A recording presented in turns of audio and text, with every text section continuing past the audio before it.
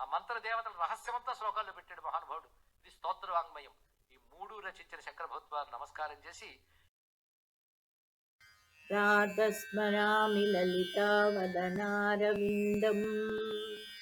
బింబాధరం మృదులమౌక్తికశోభినాశం ఆకర్ణదీర్ఘనయనం మణికుండలాఢ్యం మందస్మితం మృగమదోజ్వల ఫాలదేశం ప్రాతర్భజామి లలితాభుజకల్పవల్లీం రక్తాంగుళీయలసదంగుళిపల్లవాఢ్యాం మాణిక్యహేమవలయాంగదశోభమానం పుండ్రేక్షుచాపకుసుమేషు రుణీర్థధానం ప్రాతర్నమామి లలితా చరణారవిందం భక్తేష్టదాననిరతం భవసింధుపోతం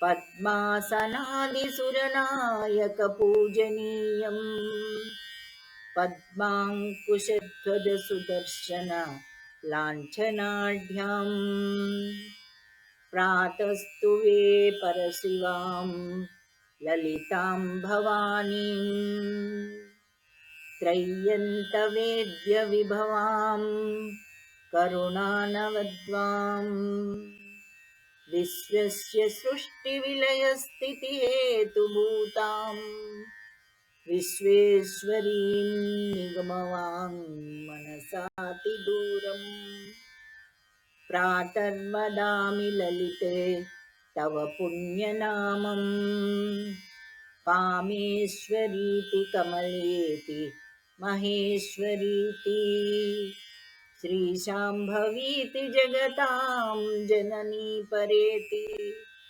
వాగ్దేవతీతి వచసా త్రిపురేశ్వరీతి యశ్లోకపంచకమిదం లలితాంబికాయాం సౌభాగ్యదాం సులలితాం పఠతి ప్రభాతే తస్మై తదాతి లలితా జగతి ప్రసన్నా విద్యాం శ్రియం విమలసౌఖ్యమనంతకీర్తిం.